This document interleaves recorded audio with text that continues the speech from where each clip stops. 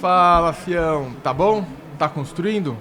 Tô construindo aqui de Feicon 2025. Mais uma pessoa especial que tô trazendo aqui pra gente bater um papo. Hoje tô trazendo aqui a Dani. Ela é projetista, me dá um apoio, uma forçona ali nas normas, tá? Dani, por favor, se apresente pro nosso pessoal, conta um pouquinho de você, da sua trajetória e daí a gente vai continuar o bate-papo aqui. Ai, maravilha. Obrigada pelo convite. Desculpa a voz, gente, mas Feicon é intenso, né? Eu sou projetista, meu escritório é de 2008, chama Impro Engenharia. Mas eu já trabalho, né, há bastante tempo no mercado de projeto, né? E sempre voltado para o mercado imobiliário. Então eu acho que isso trouxe para a gente uma bagagem, né, e um diferencial efetivamente, né, para esse mercado, né? Tanto tempo inserido, trabalhando em prol do desempenho, né? Trabalhando no desenvolvimento das normas. Eu acho que isso foi fundamental para a gente chegar onde está. Tem que explicar pro pessoal que eles não sabem direito que tipo de projeto, né? Tipo de projeto, vamos lá. A gente nasceu com o DNA de projeto de produção, efetivamente, né? O projeto de vedação vertical nasceu exatamente para diminuir desperdício na obra, racionalizar a execução da alvenaria. E com o passar do tempo, principalmente depois da norma de desempenho, né, do lançamento dela... A obrigatoriedade, né? A obrigatoriedade, exato, né? Mas a gente já fazia projeto antes, sim, né? Mas não éramos responsáveis pelo sistema construtivo. Sim. Ela deu essa responsabilidade para a gente, né? Que não cabia ao arquiteto, não cabia ao calculista e aos outros projetistas, né? Cabia a um especialista, efetivamente, sim, né? Então a gente tinha que chamar para nós essa responsabilidade. E foi todo mundo estudar, né? Todos os desempenhos possíveis que precisam ser incorporados na parede, né? Sim. Térmico, lumínico, acústico. Segurança incêndio. Segurança incêndio, resistência estrutural, né? Então, os projetistas de produção acabaram, né, migrando efetivamente para projetistas de produto, né? Hoje a gente é um projeto do produto vedação, efetivamente, né? Não só mais... Continuamos sendo uma ferramenta, sim, de produtividade, mas a nossa primeiro papel, função é o desempenho. E mudou muito, né? De antes da norma para depois da norma. A evolução que deu a alvenaria, a brasileira, deu um salto de qualidade que, ao meu ver, benéfico para a edificação de maneira geral. Antes, sim, era custo da parede, e aí foi se entender que a eliminação de um monte de processo que fazia estava gerando uma série de problemas, né? Exato. Assim. Eu acho que a visão, né, da norma foi uma visão que nasceu assim no usuário, efetivamente, né? A gente mudou, foi uma virada de chave, né? De você pensar efetivamente como consumidor, o que eu quero receber efetivamente, né, quando eu compro uma unidade habitacional, né? Sim. Isso é importantíssimo, assim, você se colocar no outro lado, né? E nós, como projetistas, eu falo, a gente tem o DNA efetivamente de lutar, sim, pelo desempenho, né? Então, a gente é a voz durante o processo, eu acho que da construção, nós somos a voz do consumidor final, né? A gente vai lutar por isso. Apesar das vezes a gente não vencer todas as, sim, lutas, né? Porque às vezes, né, a economia, enfim, é quem rege um pouco o produto. É um, né, cabo de guerra. É um cabo de guerra. Tem que ver qual que é a ponta que está mais forte. Exato. Mas a gente não vende a alma. A gente sempre trabalha e por isso eu acho que o nosso trabalho grande, né, participando das normas, é efetivamente esse, né? De tentar sempre lutar pelo produto final, né? Para mim, como coordenador, eu adoro trabalhar com vocês, porque vocês trazem a visão do projetista, da primeira pessoa que vai fazer a avaliação do empreendimento daquela unidade habitacional. Exato. E assim, trazer isso ajuda a eliminar um pouquinho tipo, os vieses mais espúrios do nosso meio, né? Porque tem uma turminha que quer baixar sempre desempenho. Sempre é. Tem. Mas eu acho que é um caminho sem volta, né? Assim como, né, o BIM, a IA, Sim. enfim, tudo está vindo realmente para a gente melhorar o produto final. Não tenho dúvida nenhuma disso, né? Todas as certificações, né? É um caminho sem volta, né? Importante é continuar tendo gente que lute por isso. Sim. Isso é importante. Obrigado. Valeu, obrigado. Então ele vai falando, eu vou falando aqui, vai secando. Vai secando. Tá bom. Mas é importante, eu acho, a gente continuar com esse pensamento e não se corromper, né? Sim. Pelo que o mercado, ao longo do tempo, às vezes a gente vai cansando um pouquinho, mas é bom que sempre vai entrando um soldado novo. Tem. Né? Eu não sou tão novo no setor, né? Mas é que... Acho que perto do já tem um tempinho aí de bagagem aí também, né? Em quase 30 anos, né? De defesa do sistema construtivo, enfim, né? Eu acho que é bacana isso, a gente falar que não é uma coisa nova. Sim. Né? A gente está bastante tempo lutando pela qualidade, efetivamente. Então, que antes a gente lutava pela qualidade e agora a gente mudou, né, o viés, que é o desempenho. É como efetivamente a gente quer que aquilo que a gente construiu seja, né, lembrado, Sim. né, seja vivido, né? Eu não lembro com quem estava batendo papo, que a gente estava comentando assim, o legal da construção civil é que independentemente se você é o projetista, o fornecedor de material, o engenheiro, a mão de obra de maneira geral, do pedreiro, armador, serralheiro, tudo, a gente tem orgulho, porque passa e olha assim, foi eu que fiz isso aqui. Tem um orgulho extra que vai além do dinheiro. Muito mais. É muito mais legal isso daí. Muito mais legal. Meu filho, quando era pequenininho, a gente saía para passear e ele de carro, assim, comigo, ele ficava assim, mamãe, esse é seu, mamãe? E aquele é seu também? Enfim, dá um orgulho, assim, porque é isso, né? A gente colaborou de alguma maneira para o bem-estar das pessoas, a gente está deixando um legado. Sim. Né? Você nem faz ideia quem é a pessoa que está lá, mas você está proporcionando alguma coisa legal para ela. Exato, né? O bem-estar, né? Eu acho que isso é o papel da gente, né? Como às vezes eu pensava assim lá no início da carreira assim, né? Gente, preciso de um propósito, né? Como profissional, como ser humano. E quando você olha para trás, você vê o quanto você lutou efetivamente, você fala, gente, o propósito está aí. Quanta coisa boa a gente fez, mas né? Eu tenho a minha ideia de propósito é um pouco assim. É que nem pirâmide de Maslow. Primeiro você tem que pagar boleto. É verdade. Entendeu? Depois que você já está tranquilo no pagamento dos boletos, aí tranquilo, entendeu? Aí você acha o seu propósito. Você acha o propósito? Você acha o propósito. Na sua trajetória você vai achar. Porque não é uma coisa fácil. Olha, essa questão de propósito não é uma coisa que é simples, eu vou pensar, meu propósito não é assim. É que aí, quando você chega às vezes, quando cai a ficha, né, do que é o teu propósito, quando você olha para trás, você vê que enquanto você estava lutando para pagar boleto, você já estava cumprindo ele. Sim. De alguma maneira, efetivamente, entendeu? E você tá, é que você meio que naturalmente se direciona, né? Você vai direcionando.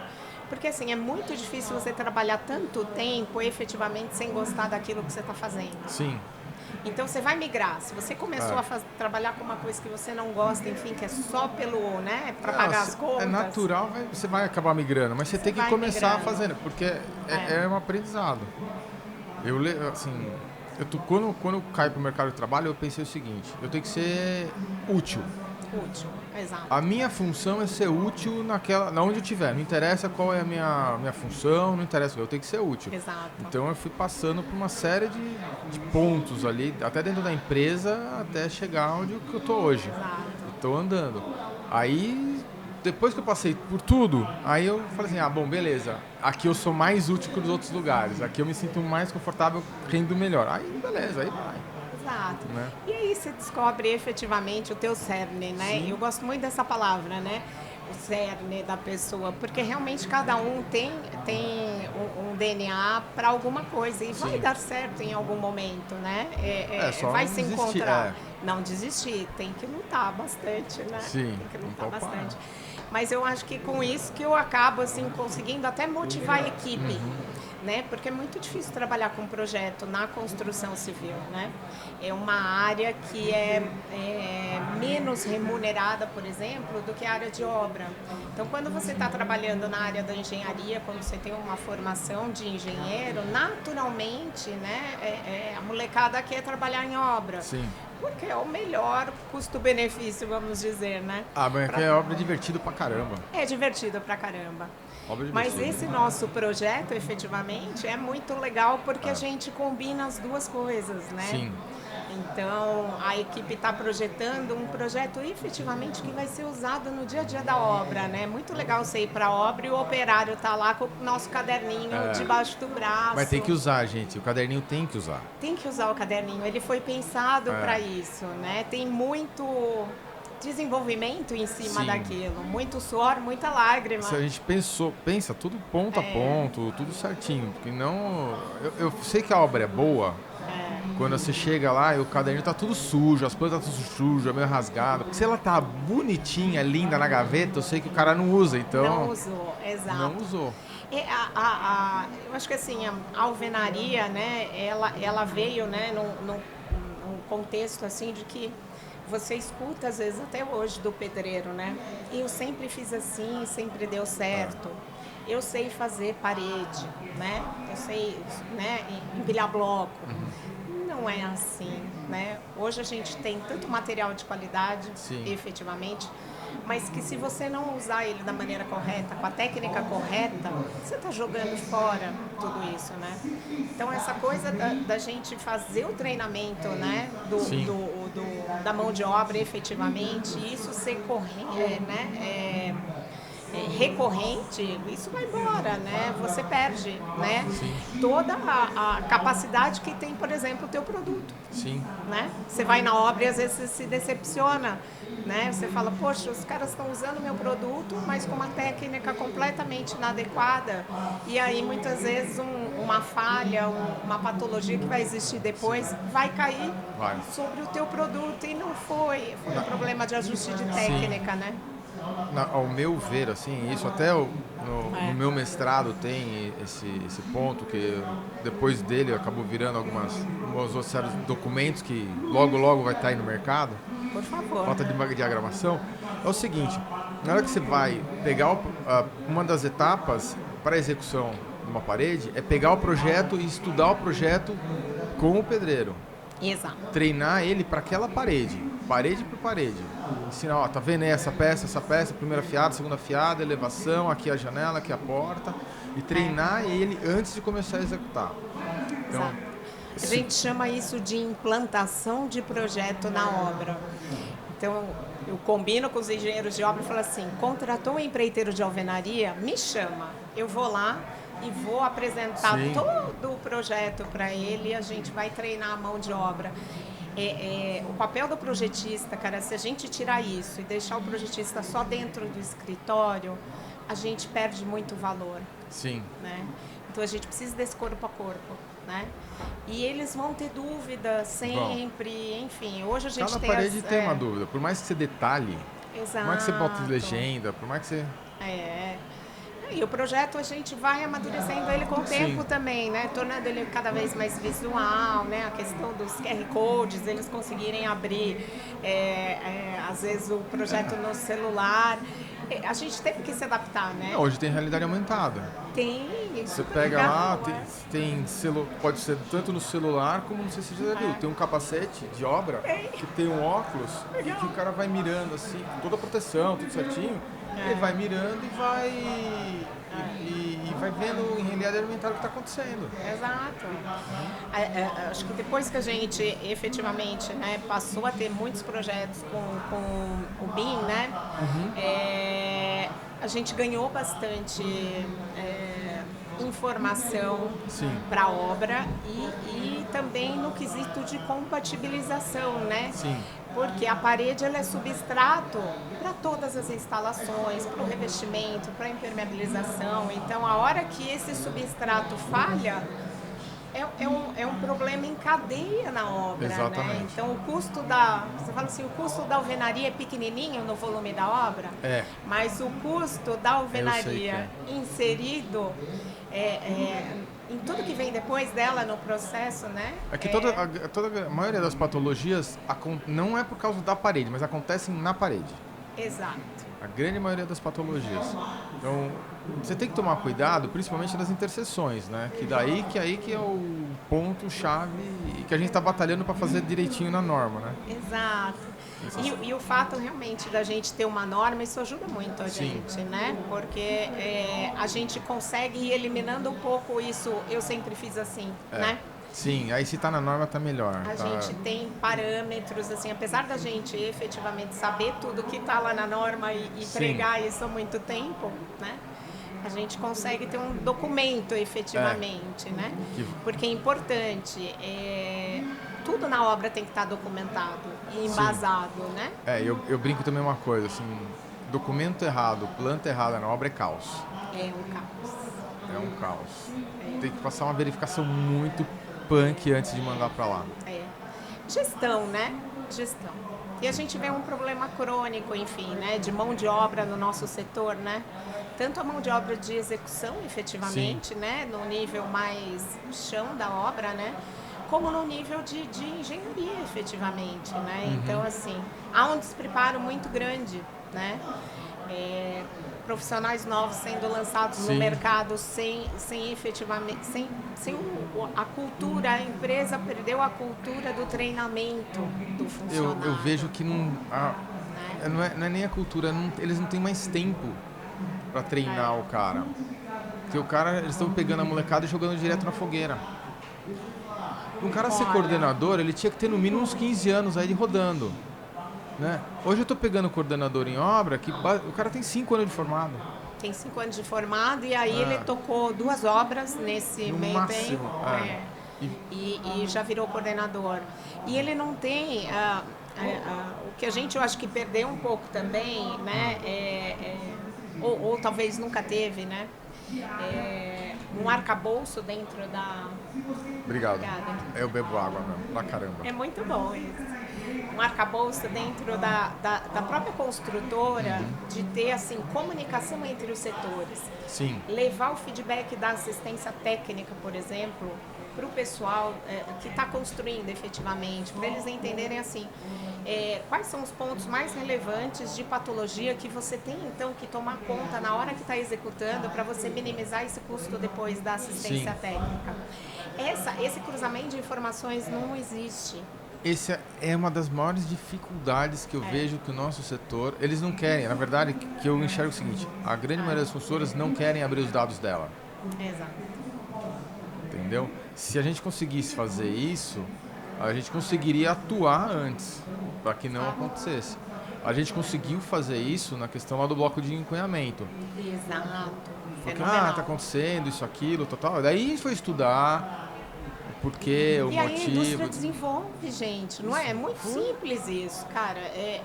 Simples não é desenvolver aquela peça, não é muito fácil, não. Não é simples, produzir mas é pior ainda. Acho que o pior de tudo é você caracterizar o problema. A hora que você tem um problema caracterizado, você vai atrás, né? A indústria vai atrás, a gente tem as universidades, a gente tem apoio de laboratório, cara, a gente vai e desenvolve.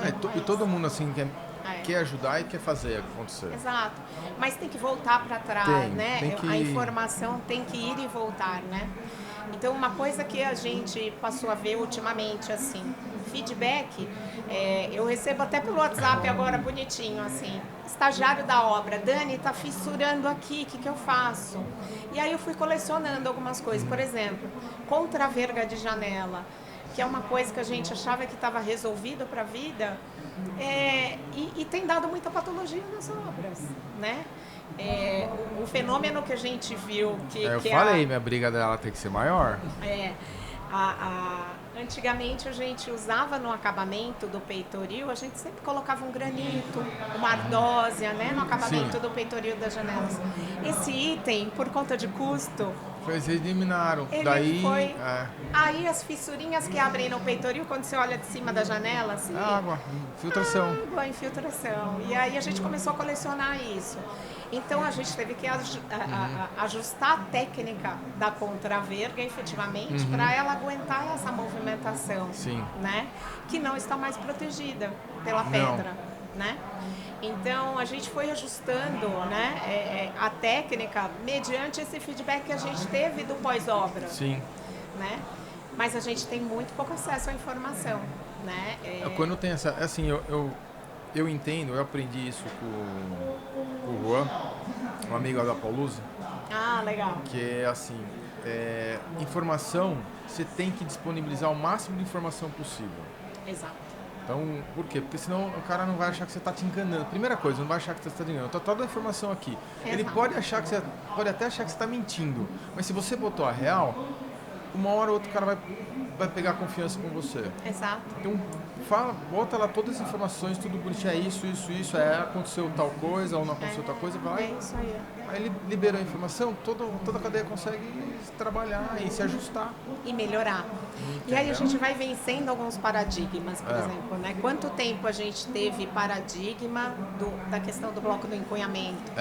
Falava-se assim, bloco cerâmico é ruim. Não é. É o formato do bloco que estava sendo colocado naquele lugar que não era o mais adequado. Não era nem a resistência. Para isso. Ele não foi feito para isso, né? Então, mas cria-se... Ele foi feito para sentar na vertical. Aí você põe ele na horizontal, você tem que ver como é o comportamento dele. Então, essa quebra de paradigma é importantíssima porque a gente detona sistemas construtivos que têm um potencial fenomenal. Sim. Por conta, efetivamente, de um histórico de dados mal gerenciados, né?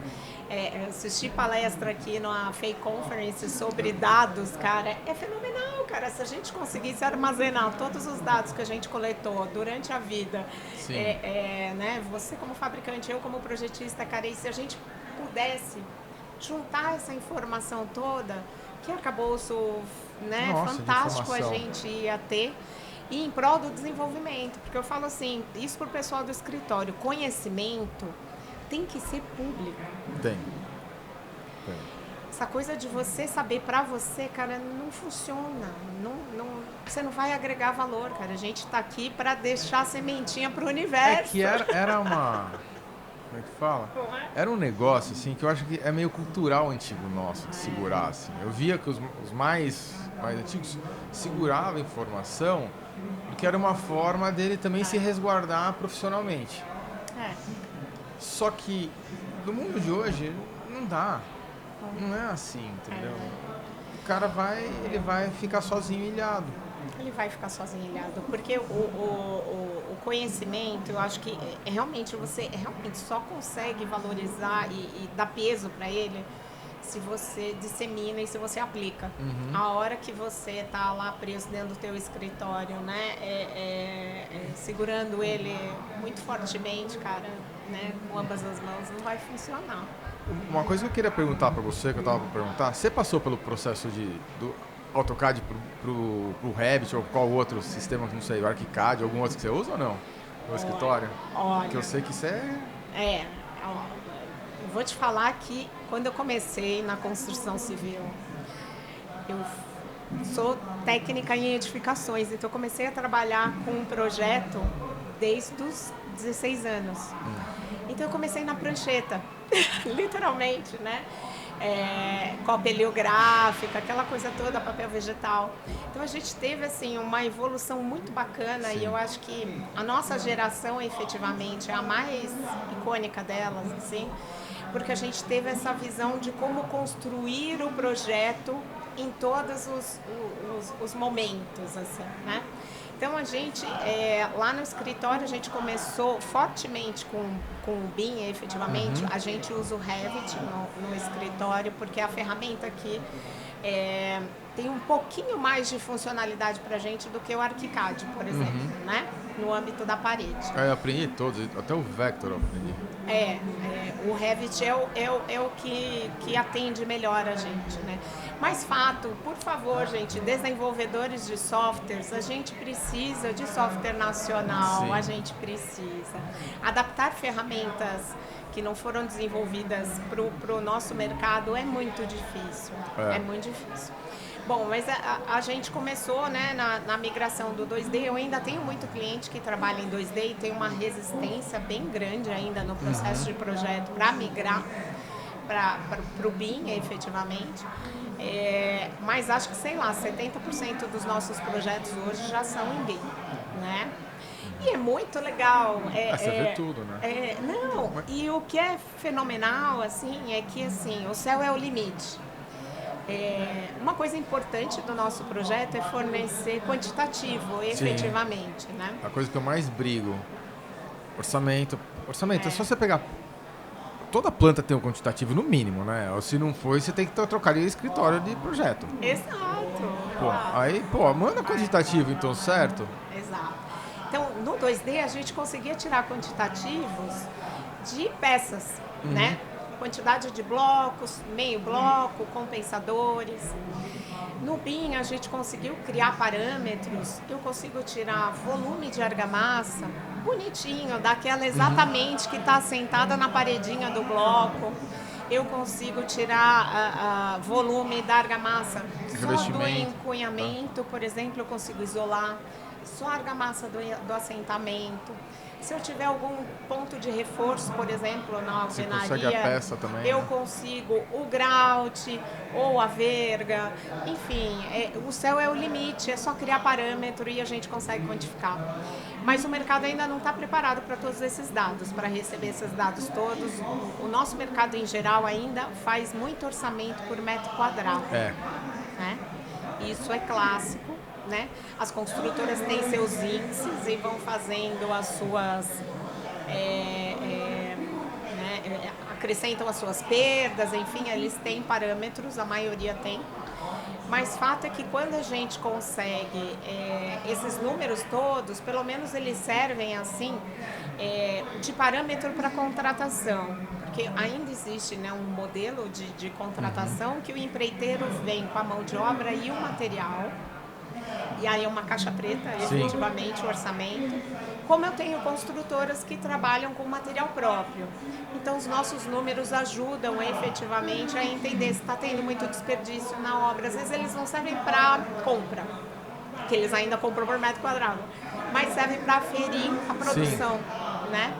E aí a gente consegue o universo no BIM. Então, isso para mim foi uma virada de chave muito legal, assim. Às vezes eu sento com o meu consultor lá de BIM e eu falo assim, vamos agora criar um parâmetro para extrair tal coisa. Dani, ninguém quantifica isso. Eu falei, mas eu quero, porque eu acho que um dia isso vai ser útil, né? Eu acho que é legal. Uma coisa que vale, acho que é importante falar, que BIM, na verdade, não é uma filosofia de projeto. E ela não é nova. Você pode fazer ela, deve fazer na prancheta. Sim. Eu fazia na prancheta essa metodologia. Exato. E tinha o caderninho com todas as informações de cada peça. Exato. Né? Então, assim, só foi uma ferramenta que o pessoal confunde. O que é o software, né? É uma coisa. A ferramenta é uma coisa, a filosofia é outra. É outra, né? Exato. São coisas distintas, né? O Revit, por exemplo, é um software que nos ajuda, né? A entender o processo como geral, né? Eu acho que o último... O que o mercado tem usado muito como solução de projeto, né, executado em BIM, ainda é no âmbito da compatibilização. Sim. Né? Isso pega. E aí é uma ferramenta muito bacana pra gente, né? E a maioria das construtoras, pelo menos dos nossos clientes, para aí. Mas o potencial que tem, quando esse modelo chega na obra, chega no pós-obra, né, vai para manutenção depois, né, é fenomenal, né? Então, que eu vejo que ele tem um potencial de, não só a edificação, mas projetar o canteiro e as movimentações e o redesenho do canteiro. Então, a mudança de estoque de produto, aonde eu vou conseguir estocar melhor em cada etapa da obra, isso eu acho... Quando o cara chega nesse nível, é fantástico. É fenomenal. Porque, para mim, que é fornecedor, eu tenho tranquilidade de eu saber que meu caminhão vai parar, descer, descarregar e ir embora. Não vou ter problema, a descarga, vai estar tudo certinho, lugar plano, bonitinho, acomodado. E não é só, tô falando de bloco, tô falando bloco, argamassa, tudo, né? Equipamento. Então, assim. Há 1000 anos atrás, a gente fazia projeto de canteiro, efetivamente, né? E era isso, era no 2D ainda, na prancheta. Sim. A gente fazia, né, aonde iam ficar, né, o canteiro provisório, né, a engenharia provisória, depois para onde ela ia migrar, enfim, existia esse pensamento, sim, né? Hoje a gente vê que a equipe de obra tem pouquíssimo tempo para planejar o empreendimento antes do início da obra. O engenheiro cai de paraquedas. Olha, fulano, essa obra é tua agora. Ele não tem tempo de estudar os projetos, ele não tem tempo de planejar, sim, a obra efetivamente, né? Às vezes a gente recebe informação assim, olha, a cremareira vai ficar em tal ponto. Cara, mas agora vocês estão, né? Já foi o time de pensar onde era a cremareira. Às vezes você precisa, né? dependendo da cremareira, você precisa fazer reforço na estrutura para ela... Exato, reforço de pavimentação às vezes, né? Então essas coisas assim, eles não têm tempo, é o que você falou. O problema do volume de obra, né? Ter multiplicado. E essas cabeças pensantes, né? Elas, enfim, elas não estão mais no momento certo da obra, né? E aí é triste isso, né? Porque você sempre fica com aquela sensação de eu poderia ter feito melhor. Sim. Mas sim, não deu, eu fiz o que pude, né? E uma coisa que eu gosto de falar é assim, leve 6 anos para projetar, 6 meses para construir, porque o papel é barato e a parede é cara. Exato, é isso aí. É cultura isso, né? Se você olhar, né? Por que Dubai virou aquilo? Exatamente porque é isso, né? Eles planejou. Ele planeja. O tempo de projeto é muito maior. E isso é cultural em vários lugares, né, do mundo, e a gente sabe que isso funciona. Né? Agora aqui realmente a gente tem uma dificuldade muito grande. Cultura, o cara começa a construir antes de ter o primeiro projeto. O pessoal constrói com a planta da prefeitura. Aquela plantinha que tem só o contorninho das paredes. Eu já vi gente construindo sem planta. Depois ele faz a planta. Prédio, né?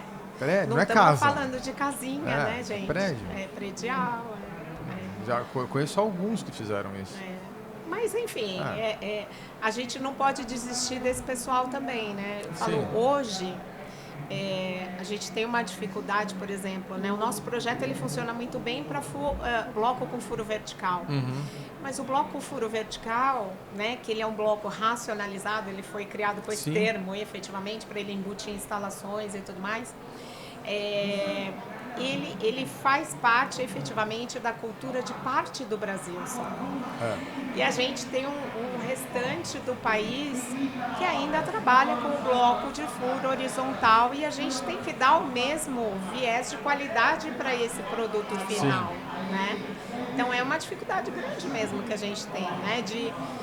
Mas eu vejo que isso está mudando. Eu vejo eu vejo que isso gradativamente o Brasil está começando a adotar mesmo a racionalização, desde o produto até...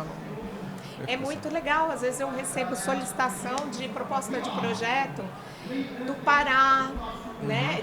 De lugares assim, gente, ó, exemplo só, Pará, mas enfim, que foi uma solicitação de proposta da semana passada.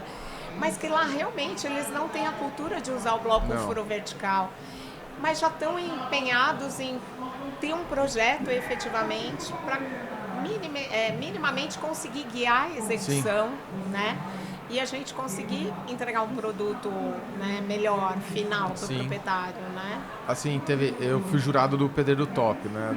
Legal. Do aquele reality show. E vários dos pedreiros nunca tinham trabalhado com bloco de furo vertical. Eles vieram me falar, gostaram pra caramba, adoraram, mas eles nunca tinham trabalhado, porque na região deles não tem. Não tem. E daí, eu conversando com eles, não é que não tem, é que ele também não conhece quem fabrica. Exato.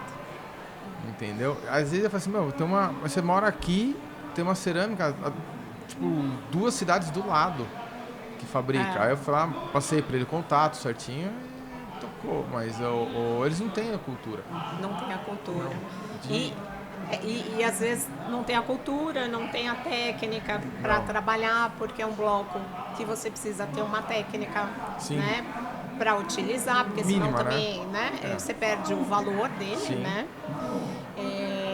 E é isso, é por isso que a ferramenta primeira tem que ser projeto, Sim. né? Tudo nasce lá. Tudo Depois. nasce lá. E criar a cultura de usar o projeto como ferramenta é o mais difícil ainda. Mesmo trabalhando há 30 anos com isso, ainda às vezes a gente se decepciona escutando que, nossa, por que eu vou investir num projeto, né? Sendo que qualquer um executa uma alvenaria. Não é assim. Né? Não é assim, A gente sabe né? que não é assim. A gente sabe que não é assim. Mas eu ainda escuto, né? De dono de empresa, gente. Não é, né? Não é do chão. Eu não... Em São Paulo acho que não tem tanto, mas acho que para outros lugares é em outras regiões. Assim. O Brasil é muito grande, querendo ou não. É muito grande, é muito... São universos completamente diferentes, Sim. né? A gente tem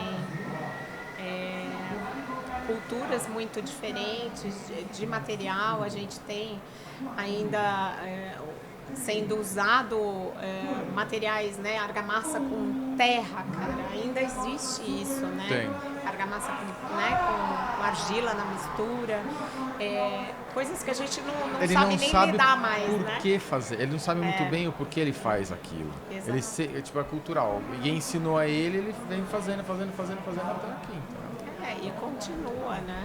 Ele vai prosseguindo.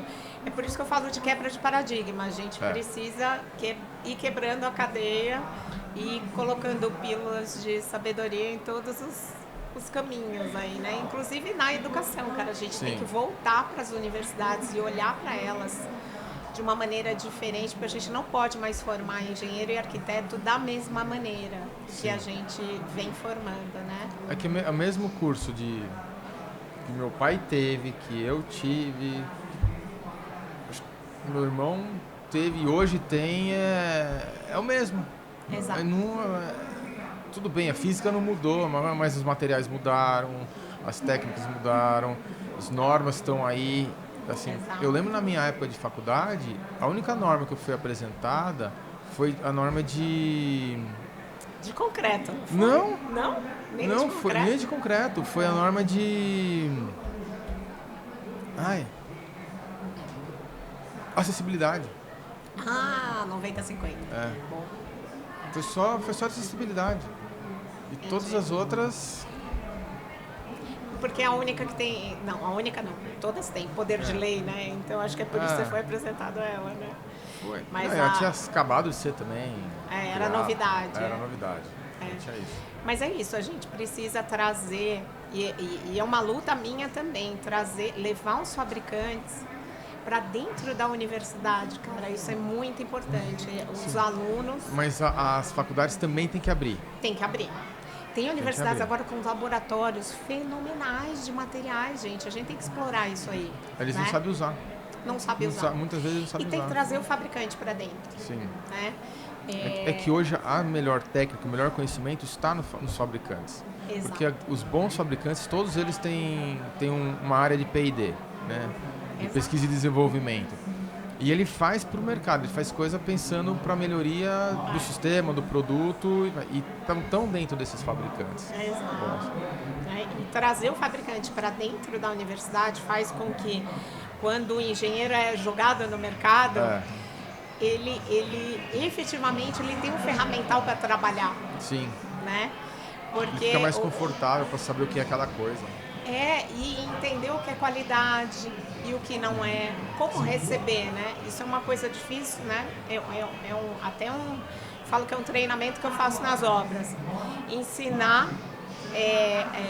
os engenheiros, estagiários, toda a cadeia que está ali, né, de gerência efetivamente da obra, a como receber os produtos, a como receber uma alvenaria, o que ele tem que aferir, né? Que parâmetros de qualidade ela tem que ter para ele dar o check lá na Sim. pranchetinha dele, Como que né? ele tem que usar, quais ferramentas que ele usa, como é que ele aplica cada ferramenta, cada medição que ele faz. Exato, Tem né? que saber. Porque hoje é assim, o empreiteiro entregou aquele volume de paredes e aí ele quer receber sobre Sim. aquilo, mas eles não têm visão crítica para saber se aquilo que foi entregue tá ok, né?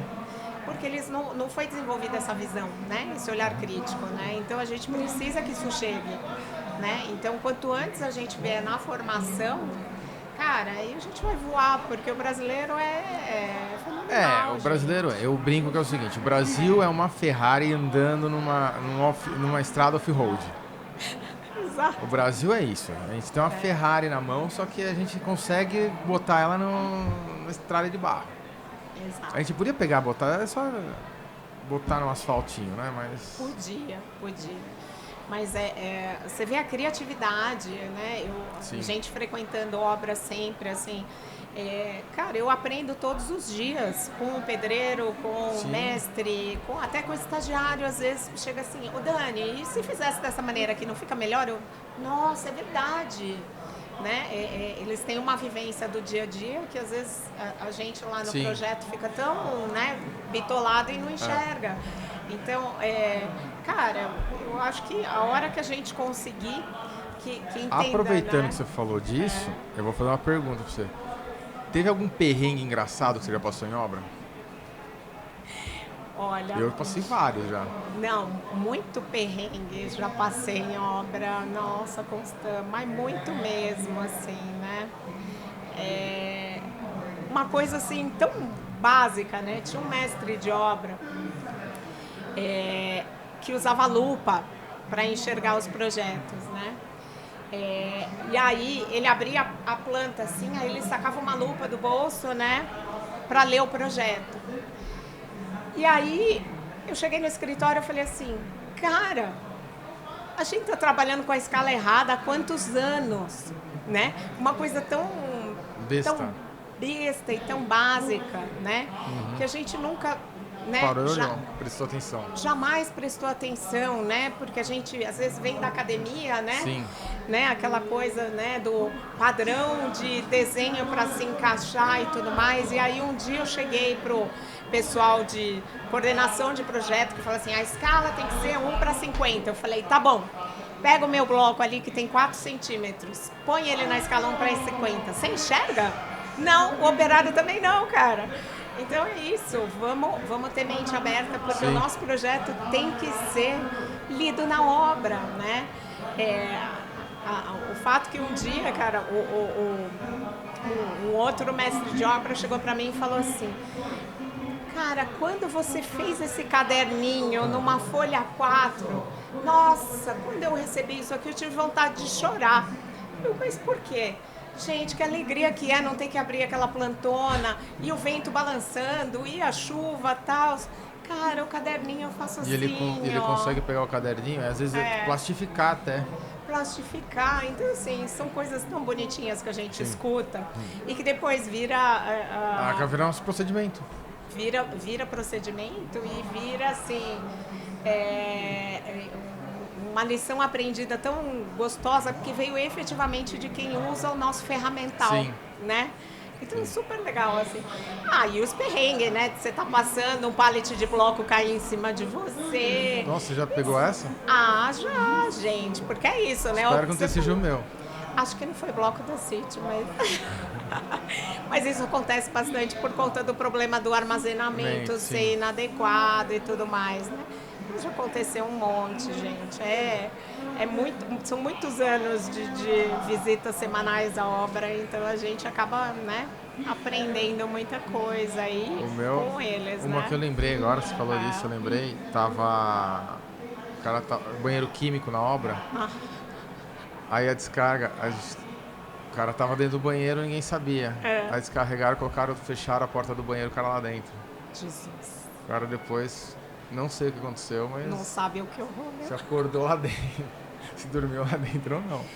Gente, mas Obra é isso, são muitas emoções, mas o bacana é a gente entender que assim, é um ambiente realmente para a gente aprender muito. Sim. Né? É um ambiente importante, né? A gente não pode ter medo, né? Não. Não é um setor que não é para ter medo. É inóspito, né? É. Mas a gente tem que continuar firme e forte, né? Não pode ter essa resistência, não é importante, né? Sim. A gente revisitar a cadeia toda, né? A gente, na verdade, são elos da cadeia que a gente vai ter que sempre fortalecer. Onde estiver mais fraco, onde vai estourar. Vai estourar. A comunicação, né? É importante, acho que a gente tirar disso tudo que a gente tem que se comunicar, né? E hoje a gente tem tanta ferramenta, né? Uma coisa que eu gostaria que acontecesse é que também os projetistas viessem, perguntassem as coisas, pedissem as informações. Porque muitas vezes o cara não sabe a informação. E aí fica chutando. E fica no achismo. Tive um caso agora que o cara confundiu RW com DNTW e ferrou com 4 obras dele. Aí eu ajudei, dei a solução, deu tudo certo. Mas ele pegava a informação, ele não tinha o conhecimento da diferença do que era cada um. Exato. O que a norma falava, como você usa o RW, como você usa o DNTW, e ele... Exato. Gente, uma coisa que eu aprendi muito com a norma de desempenho é que é isso. Criaram-se vários especialistas. Sim. E o especialista de acústica, o cara é um físico. Eu não vou ter nunca o conhecimento que ele tem e as ferramentas que ele tem, então eu vou respeitar o que ele, né, me passar de demanda, e aí eu vou criar uma parede que eu consiga atender aquilo que ele me pediu, entendeu? Então, é respeitar. Eu acho que hoje... É que quem sabe construir parede é a gente, ele não, ele sabe... Ele vai passar a especificação daquela parede, o desempenho que ela tem que ter, e a gente vai tentar compor a parede para ele, né? Então, cada um trabalhando na sua especialidade, né? Eu acho que é isso. Quando a gente tenta ir para a especialidade do outro, né, invadir, a gente corre esses riscos, né? Sim. Né? Porque realmente, cara, a física que envolve uma consultoria acústica é fenomenal, gente. Eu não tenho know-how para isso e eu não aceito. O consultor dele acústico me ligou e falou assim: Constan, você não estava dando? Falei, cara, tá estranho. O consultor me perguntou: ele usou o bloco acústico? Eu falei, peraí, deixa eu olhar o orçamento dele. Eu peguei o orçamento dele, lá o sistema, né? Não tinha nem o bloco acústico, e eu sei todos os materiais que o cara puxou da obra inteira. Então eu peguei também e falei, bom, não tem, eu vou ver que você puxou. Também não tinha puxado nada. Eu falei assim, não, ele tá usando o bloco que é para fachada, não para divisória de apartamento, de unidade diferente. Aí, é isso, tá dando exatamente o resultado esperado para um bloco de fachada. Exato. Entendeu? Aí eu fui lá e o cara, o engenheiro... cascou na minha cabeça, eu fui lá com calma e expliquei, cara, assim. Ele percebeu que tinha feito, mas ele teve a humildade de falar assim, não, como é que eu corrijo, vamos arrumar e tal, e aí a gente acertou pra ele e deu certo. Mas é traumático, né? Quando você tem que corrigir um problema desse em obra, é muito traumático, principalmente com as paredes todas erguidas já, isso é muito traumático, né? Por isso a importância do projeto e da equipe de suprimentos, efetivamente, da obra, tá trabalhando, orçando efetivamente o que foi projetado. Isso a gente percebe que são coisas distintas às vezes, né? A gente fica bem chateado às vezes quando chega assim, feedback pra gente de esses consertos, né? Esses ajustes que a gente vai ter que fazer porque a parede não foi executada com o material adequado e a gente vai ter que remediar aplicando revestimentos ou perdendo medidas, às vezes, né, das unidades para compor outras tipologias de parede junto, para remediar um problema e você não entregar um defeito já construtivo, né? Eu falo, né? Uma patologia endógena já, né? Você já não vai entregar isso.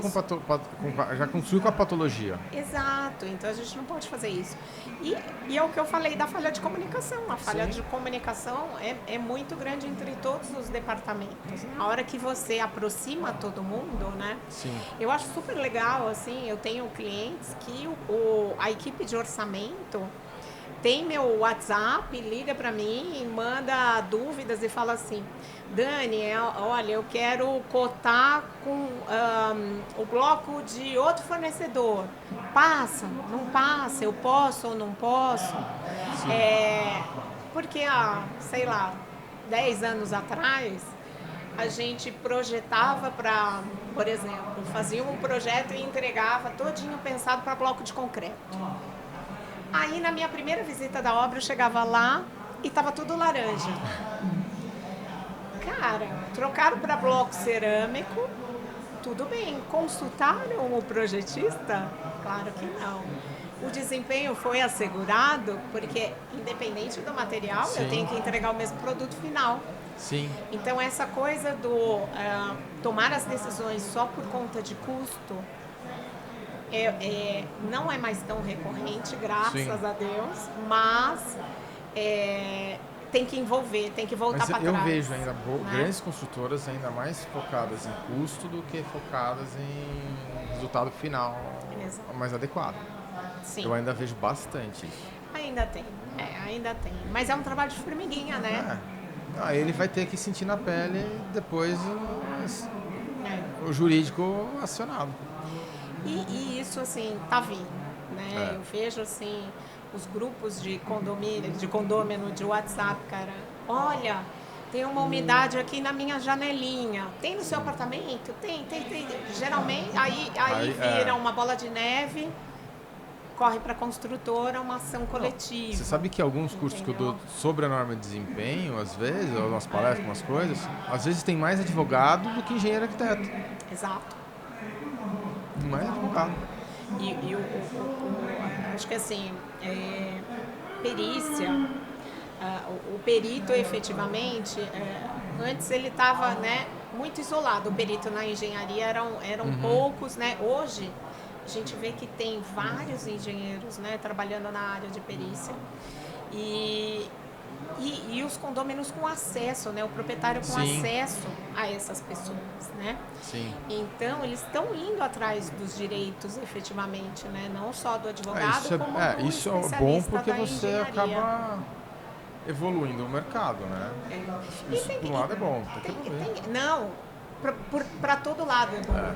Né? Eu falo que assim, se a gente não tiver, infelizmente, né, punição, a gente vai passar batido. Mas é que nem criança. A gente precisa do não, né? A gente precisa do não, infelizmente. Tem que saber como, mas precisa do não, né? Então, acho que é importante. Muitos falam assim que mercados que foram construídos efetivamente com a norma de desempenho, né? Essa coisa aquela perícia próxima ao vencimento do prazo de garantia, enfim, né? Algumas coisas assim que foram criadas como práticas de mercado e que são colocadas como ruins. Eu não vejo isso como também ruim. Não. Agora com essa norma de garantias, eu acho que ela dá uma segurança jurídica até para o consultor se o usuário não ter feito a manutenção adequada. Exato. Agora, Constant me fala, que manutenção cabe a uma parede de alvenaria? Manutenção, tipo, se você não tiver nada de impacto nela ao longo da vida dela, ou uma movimentação que não foi adequadamente que aconteceu, nenhuma. Não cabe. Não. Então isso que tem que ser entendido. E a manutenção na parede sim, por causa dos revestimentos, bateu, quebrou alguma coisa, mas tem que estar lá no manual do cara, se bateu, aconteceu, como fazer esse reparo. Então uma coisa que às vezes a gente esbarra um pouco no leigo efetivamente, que assim, problemas de paredes efetivamente são originados na execução. Não cabe manutenção no substrato da minha parede. Não cabe manutenção. Então, se a verga não foi executada correto, se a contraverga não foi executada correta, se não foram colocados os elementos de ancoragem, não cabe manutenção, isso não é do proprietário. Do proprietário é a pintura, sei lá, as trincas da fachada que vão ocorrer por conta da ação da intempérie. Exatamente. Enfim. Trocar o selante quando ele perdeu. Mas o resto não cabe. Então, essas coisas têm que estar muito claras, assim, né? Então, a execução, efetivamente, da alvenaria é 100% da responsabilidade de quem está construindo, né? Então, por isso que eu te perguntei, não cabe manutenção numa parede de alvenaria. Cabe nos sistemas que vão plugados nela, né? Não, mas é que vai acontecer na alvenaria. Vai acontecer na alvenaria. E daí é culpa do bloco. E a culpa é do bloco e da argamassa. Mas não é. Né? É de uma técnica mal executada. Não da estrutura muito esbelta, que movimenta demais. Exato. Mas é isso, os softwares permitiram isso pra gente, que as estruturas de concreto armado estão cada vez mais otimizadas. Né? E o nosso sistema construtivo parede... É que o concreto mudou também. O concreto mudou. O concreto mudou muito. Aditivos. Então ele consegue resistência muito maiores, é verdade, só que ele também se movimenta muito mais. Exato. Então as estruturas estão se movimentando mais. Exato. Existe uma vontade dos arquitetos de que a gente tenha cada vez menos vigas, né, dentro das unidades, mais lajes planas. É para passar tubulação de ar-condicionado. E porque aquela viga recortando forro, enfim, esteticamente não é bonito, né? Então, o que acontece, né? Esses modelos, né, de estruturais de cálculo, eles possibilitaram, né, esses grandes apartamentos. Às vezes eu tenho apartamento de 120, 180 metros quadrados que não tem uma viga, é uma grande laje.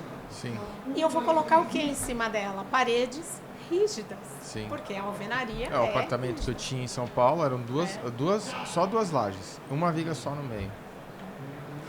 E aí, no meio, as paredinhas que estão no meio desse pano de laje, gente, como é que a gente vai fazer que elas, né, não fissurem? É um desafio muito grande, porque há uma incompatibilidade de materiais, na verdade, né? Então, quando eu tenho uma estrutura mais deformável, eu deveria ir para paredes que se deformam mais.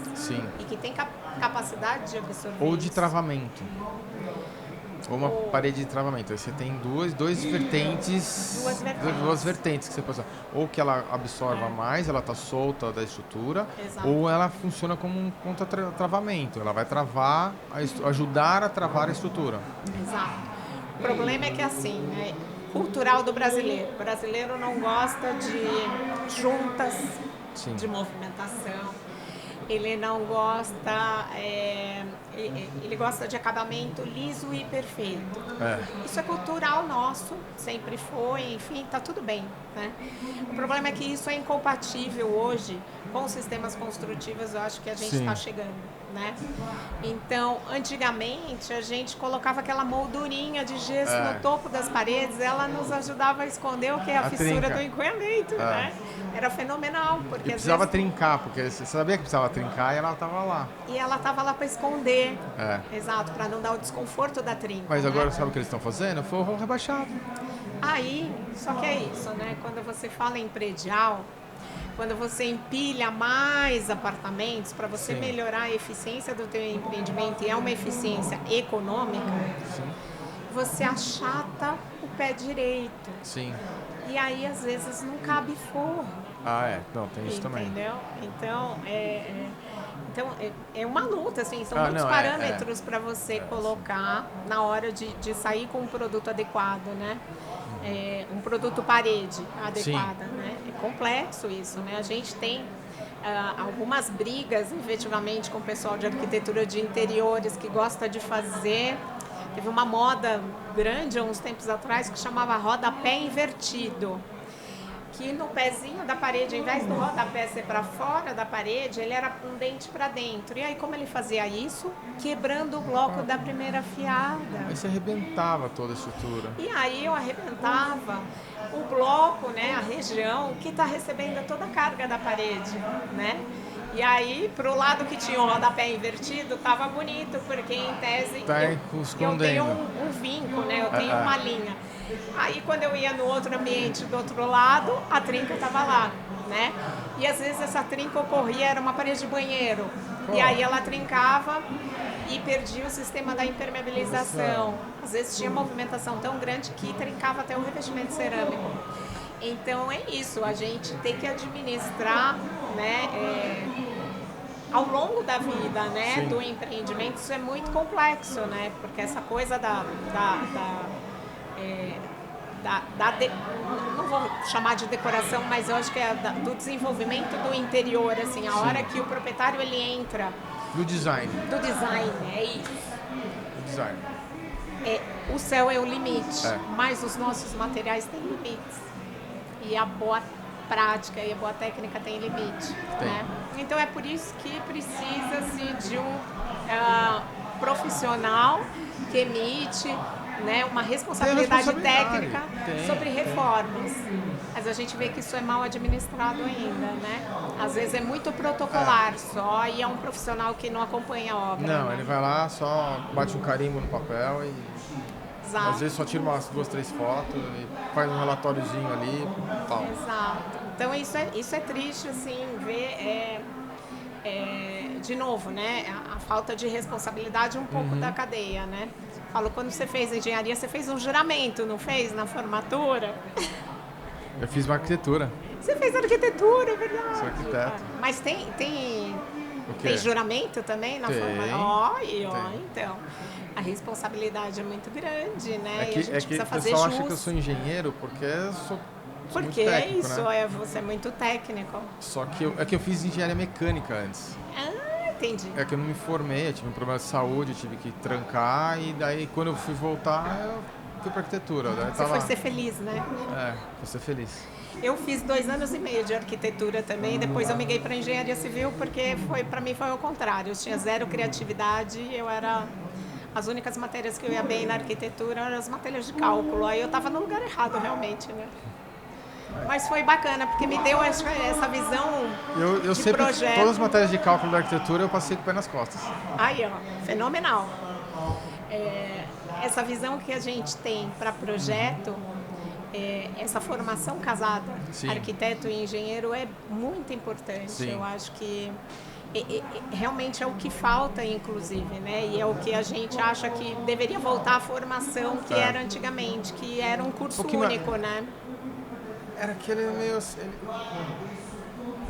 Ele foi junto, né? Depende muito, eu acho que da lógica da faculdade. Sim. Tem cursos mais técnicos depende e da cursos lógica da mais faculdade, mas da filosofia Belas Artes que eu fiz, ela vai para um lado mais artístico. Você pega o Mackenzie, ele vai para um lado mais técnico.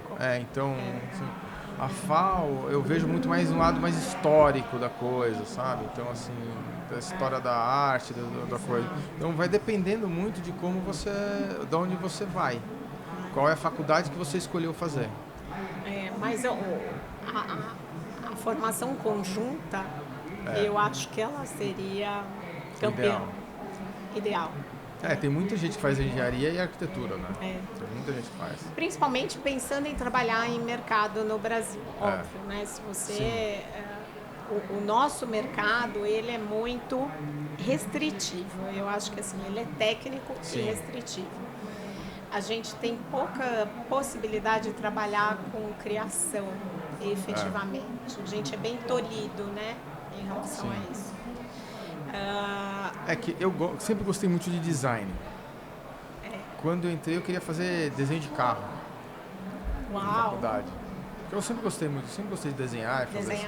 Acho que até por isso que quando eu resolvi o problema de saúde, quando eu fui voltar, eu falei assim, vou fazer arquitetura que tem muito a ver com desenho, com design, com projeto, assim. Daí Aí acabei ficando na arquitetura e fiz arquitetura. Aí não queria fazer engenharia de novo. não queria de novo passar por cálculo 1, 2, 3, já física, tinha- 1, 2, 3. Meu problema era a mecânica dos fluidos. Mecânica dos fluidos é bem traumático. Nossa, Exato. eu passei física 4, mecânica dos fluidos que eu... Putz, grilo. Mecânica dos fluidos realmente é desafiadora. Não, e depois...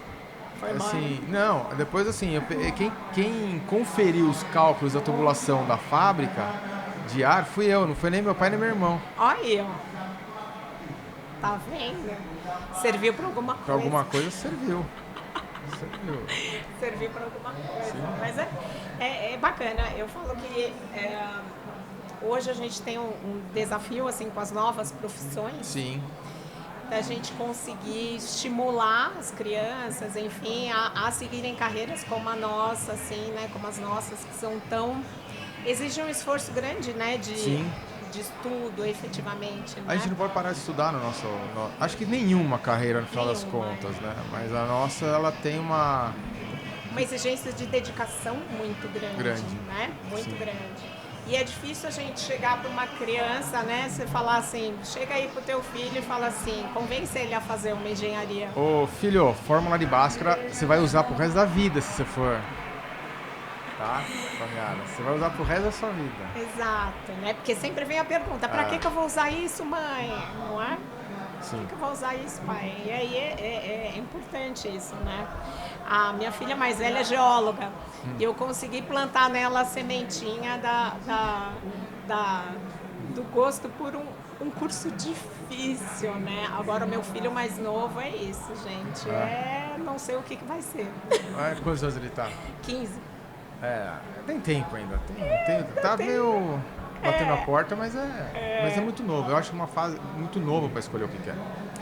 Não, você tem que escolher uma profissão pro resto da sua vida com 17 anos, pelo amor de Deus, que maturidade você tem, né? Nenhuma. Nenhuma. O duro é você falar isso pra uma pessoa de 17 anos.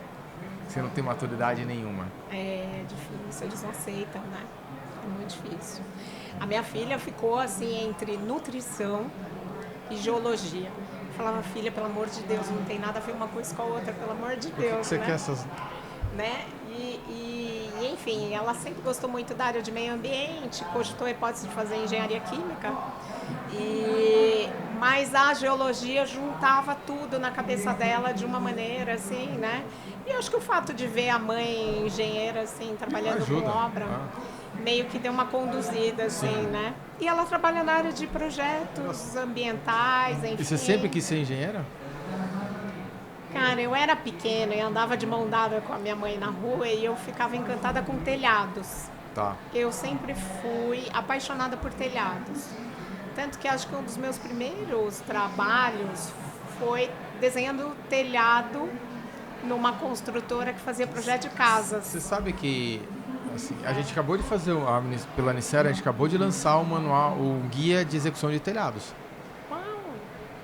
Vou pegar pra você depois. Muito bom. E eu sempre fui apaixonada por telhado. Eu acho uma pena que o pessoal tá parando de usar, porque o Brasil não é um país que pra casa usar calha. Não. É o meu ver, é o meu pensamento. Conforto térmico que um telhado dá, gente. Nenhum sistema de impermeabilização, nenhum sistema. Brasil não Brasil chove muito, ponto. Brasil chove muito, ponto. Põe telhado com beiral grande, você não vai ter patologia. Põe calha, o que vai acontecer? Você não vai dar manutenção, vai entupir, vai quebrar, vai cair, vai ser um inferno. Não, e a coisa da laje impermeabilizada também é muito complexo. A gente tem variações térmicas muito grandes aqui no Brasil, né? Você pega São Paulo, por exemplo, pega Rio Grande do Sul. 4 estações no mesmo dia, né? Não, pega Rio Grande do Sul. Que a variação, tipo, uma época do ano tá Porto 40 Alegre, graus, né? Outra época do ano tá -2. Exato. E aí é isso, né?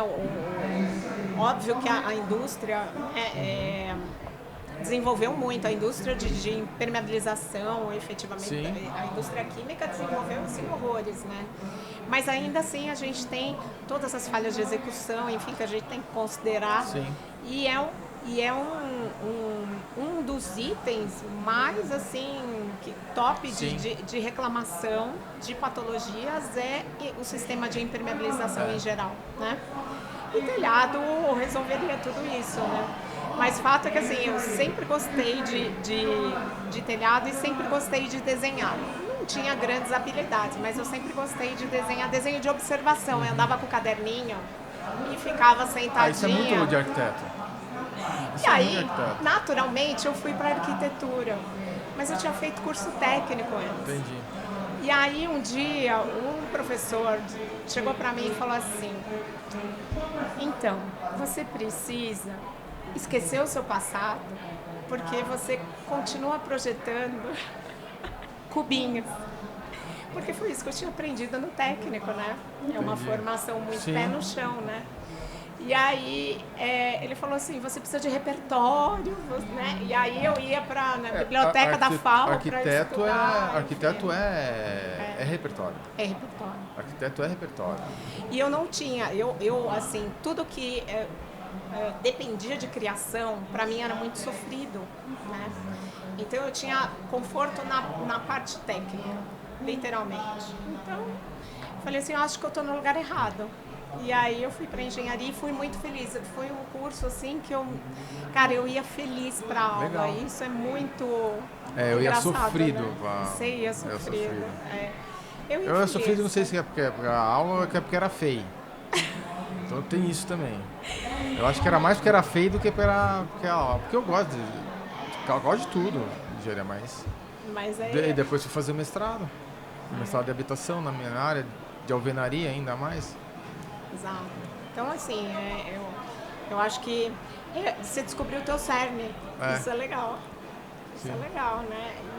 Mas a gente não tem tempo, às vezes, né, na vida para fazendo, se testando, né? Aquilo que a gente falou no começo, né? A gente não tem tempo de ir se testando, porque você tem que ganhar dinheiro, você tem que, né, se sustentar. Quando eu era criança, eu queria ser pesquisador. Uau! Porque, sabe, de laboratório, não sei o quê. Só que eu também tinha veia de construção e tal. E foi, acho que aonde que eu me encontrei legal é desenvolver essas coisas dentro da empresa. Então, eu tenho ainda a veia de pesquisador dentro da empresa para desenvolver os produtos, para desenvolver... Você trabalha com pesquisa. Então, eu tô trabalhando... Eu, quando bem pequena, falava para minha mãe que eu queria ser professora. E aí ela falava assim, nossa, vai passar fome. E aí hoje eu vejo quanto eu me realizo indo dar treinamento na obra, treinamento para a equipe de projeto e tal. Então, eu gosto também, meu sonho, né? Então, eu acho que eu sou uma boa professora também, mesmo não tendo estudado para isso, eu acho que, né? É que a gente gosta de ensinar aquilo que a gente sabe bem. E daí vai bem, vai tranquilo. Mas, Dani, bom, a gente está chegando aqui no final. Antes de passar a palavra para você, final, eu só queria pedir pro pessoal aí que está assistindo a gente curtir, compartilhar. Se você chegou até o final aí, comente, tá? Cite em pró uma melhor alvenaria. Tá bom, pessoal? Dani, muito obrigado por ter vindo aqui bater um papo com a gente. Obrigada. Agradecer você, a parceria na Norma, que tá me ajudando bastante lá, e abrir o microfone para você para as considerações finais. Eu só agradecer o convite. Não estou na minha melhor forma hoje, gente. Enfim, né? Mas fiz questão de vir, né? Porque eu acho que é isso. A gente tem que prestigiar quem está dando o seu melhor, né? O bom trabalho é uma consequência, né? Mas você está lutando e está dando o seu melhor e está fenomenal. O que você agrega para o mercado é fantástico, cara. E é exatamente o pensamento que a gente tem de vida, assim, né? Vamos dar o nosso melhor que a gente vai conseguir mudar, né? O cenário aí. Sim, a gente vai contribuir. Sim. E o trabalho de normas é importantíssimo, cara. E ele é voluntário, convido todo mundo a participar. Eu não ganho nada, gente. Muito pelo contrário. Exato, né? Ele é voluntário e é importante que as equipes todas sejam multidisciplinares, todo mundo tenha a colaborar, é importante, né? Que os grupos aumentem sempre, né? Pra gente parar de ser tão crítico, e efetivamente colaborar. Se acompanhar uma norma do começo ao final, vale um mestrado. De conhecimento, você ganha conhecimento do mestrado. Ganha, com certeza. E é isso, gente, valorizem projeto. O projeto é bem importante. Efetivamente, para você ter, eu falo, botar a cabeça tranquilinha no travesseiro depois que você se cercou com tudo que era possível de informação. Óbvio que as coisas podem dar errado ao longo do processo, mas você tem ferramentas, né? De avaliar e conseguir consertar. Né? De avaliar, consertar e de aferir depois qualidade. Então é fenomenal, gente. Agradeço de verdade o convite. Valeu, obrigado, Dani. E tamo junto. Tamo junto. Beleza. Obrigadão. Então, Obrigada. pessoal, obrigado aí vocês terem acompanhado a gente até o final. Um abração e até o próximo vídeo. Legal. Tchau, tchau.